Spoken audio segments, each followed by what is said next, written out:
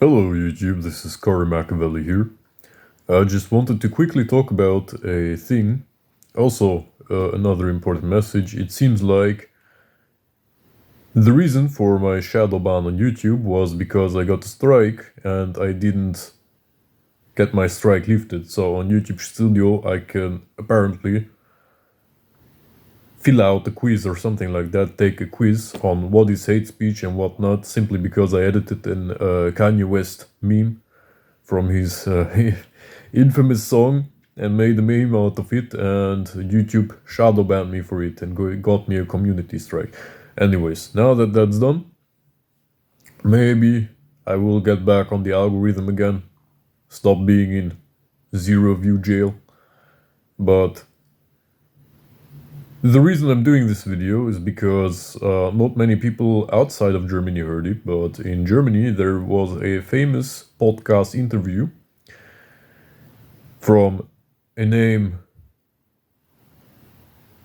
guy called Ben Ungeskripted is his name, and he interviewed one of the probably most far-right politicians in Germany, Björn Höcke. It's a bit hard to pronounce or a bit hard to write down if you just hear it like that, but basically if you look up Ben Unscripted on YouTube, you will find the channel and the most notorious interview in all of Germany. And so what happened is that all of Germany, all of the German state media is bashing him, trying to censor him, whatever, trying to get him to leave his channel, leave his podcast, because his whole podcast, the point of his whole podcast is to invite people so they can speak freely without any scripted interviews, etc., etc. So basically he's doing the exact opposite of what German state media does when they are interviewing mainstream or politically correct politicians. So basically what German state media does is they write a few questions down, send the questions to the interviewee so they can prepare their propaganda. For example, Friedrich Merz basically prepares for interviews like this, and also many other politicians, so they can basically dump their propaganda and present themselves in the best and most optimal way. And so what this Ben guy does from Ben Unscripted Show, he invites the people for him to talk freely and for them to talk freely, and it's interviews of basically 2 to 4 hours, a podcast in a sort of sense. But the difference between a podcast like Joe Rogan podcast and what he does is that he has interviews and podcast lengths. So he does a great job at letting the people talk and letting them talk and being really good at listening and then just asking questions, getting to know about the person. He describes himself as the Switzerland of podcasts, because everyone should get to have their own opinion and everyone should get to talk, be able to talk freely. And basically when he interviewed this far-right German politician, the German state media and German influencers and whatever, they went absolutely fucking ballistic. They went fucking furious. They were raging their asses out. So it was hilarious in some form of way, right? So the main criticism, if we can call it criticism or just being butthurt, was that the interviewer Ben didn't categorize his interviewee, the far right. So basically what categorizing means is like performing the interview and directly on camera categorizing what the interviewee says as far right extremist views. And Ben didn't do that. Also, Ben didn't contradict him, didn't speak up, didn't interrupt him when speaking to correct him that that's disinformation, that's misinformation, whatever the fuck. And they are basically raging at him about it. And they are really pissed at him, the German state media, for letting him talk. So basically for going against cancel culture and giving a far-right politician a stage. And so I watched the whole interview, like all of the 4 hours, and interestingly enough, even though I am much more of a right-leaning person, I have to say that I personally don't trust the interviewee, so the far-right politician, because something was clearly off about him. I caught him lacking at some points. So basically, when he was accused and charged with incitement to hatred because of one of his former speeches in, like, I don't know, 2016 or something, he was asked about it by Ben in the interview, and he declined. He said he didn't know anything about it, etc., etc. He didn't know it was illegal.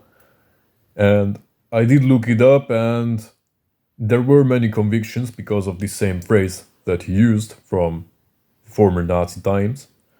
And so I believe there is a high likelihood that he knew what he was doing, or at least afterwards knew that what he was doing, and that he made a few excuses there. Also, there was a point where he just randomly out of the blue mentioned that he didn't take any charisma courses or any rhetorics courses because he wants to present himself as himself when doing politics. And of course, this is much more of body language analysis, but you could see a kind of nervosity when he said that sentence, so he got really tense, sat up straight, and this is a sign of uncomfortability. And while at the same time he was quite aloof and quite, even though he watched what he said, he was quite composed in his manner. When he said that when he said that exact sentence, he just suddenly tensed up and corrected his posture, etc. So it sounded a little bit fishy, especially if we take into regard that his political speeches sounded really like he got a rhetorics class. So he was really talking like an aggressive politician. He knew how to talk. Also, you can kind of see if someone lies about this, if they are trying to avoid any kind of us or us, and it's really obvious that they're trying to avoid it. Like when we talk normally, we usually use sentences or like sounds like etc. For example, when I'm trying to say something to you, I'm using this because I'm thinking something. Many people say it's insecure, or it comes across as insecure, but that's complete bullshit. That's just people cherry picking on stuff in order to find some kind of insecurity or something, because they want to rationalize some negative belief about someone. I have seen the most confident people, confident speakers, when speaking spontaneously or speaking as themselves, use or only if they were like severely rhetorics or charisma trained, like mass psychology trained, like many high-grade politicians that were trained to deliver the most insane speeches and brainwash. Then they use this kind of deliberate avoiding and practicing a speech over and over again to sound the most convincing, etc. But apart from that, it's human. And so during his speech or his interview, it was clear that Björn Höcke was kind of like avoiding or trained to avoid certain or us in his sound, which is a clear indicator that he was probably taking classes on rhetorics and political rhetorics especially. And so, while he was talking, he was also really silent for a couple of seconds, so really suspiciously silent for maybe 5 seconds before he gave an answer to the interviewers, so Ben's question. Which is also a kind of a suspicious flag, I would say. Now, I'll come to that in a bit, but the reason why this Ben Unscripted guy made a really, really good job at interviewing him, it's not only because of democracy, everyone has a right to say stuff that he believes. That's the thing, but I want to get to the point of why leftists and state media interviewers and BBC interviewers, whatever, why the whole thing of being biased and why the whole thing of confrontational style interviews is stupid. It's extremely stupid. And for that reference, I would like to make a comparison between a bad FBI agent and a really good FBI agent. So say you're an FBI agent and you're a bad one. You're a bad interrogator. You will let the suspect sit down. You will confront him, be a little bit aggressive. Well, we have all the evidence. You can just admit now. You're going to jail either way. And what you're causing is basically the suspect getting really nervous, getting really defensive, etc., not opening up, not digging into the real motives. If you're a very good FBI agent, like the really at the top, the most talented ones, you're essentially going into the interrogation and coming out as friends with the suspect. And he just simply delivers everything you wanted to hear. And everything you wanted to hear or everything he said was the truth, because within 2 hours you built a friendship with this person. Because the suspect felt like he trusted you. And because the suspect felt like he trusted you, he got relaxed and started telling everything. And started believing you were there to help him. And that's when he got loose. And so what the state media, the confrontational state media, is doing is they build a sort of antipathy, a sort of enemy relationship between the people they want to destroy, the far-right wingers. Making them, the far-right wingers, grow an even more fan base, an even more base of supporters, while the far left wingers grow an even larger amount of enemies, simply because the far left supporters, they come across as arrogant, as pretty idiotic, like delivering stupid arguments in a moment of heated discussion, not being able to think clearly, etc. Also, they come across as just basically obnoxious. Like you heard liberals discussing and talking about things. These are not the people you want to have political discussions with, right? These are like your blue-haired goblins, the fat pigs, or the completely mentally insane people, like even more mentally insane than me. Like, these are not the people, these are like bitter people. You do not want to discuss anything about politics related with them. Of course, not every liberal is like that, but the state media basically sends interviewers that are exactly like that. That are basically just turning things around to fit their narrative, etc.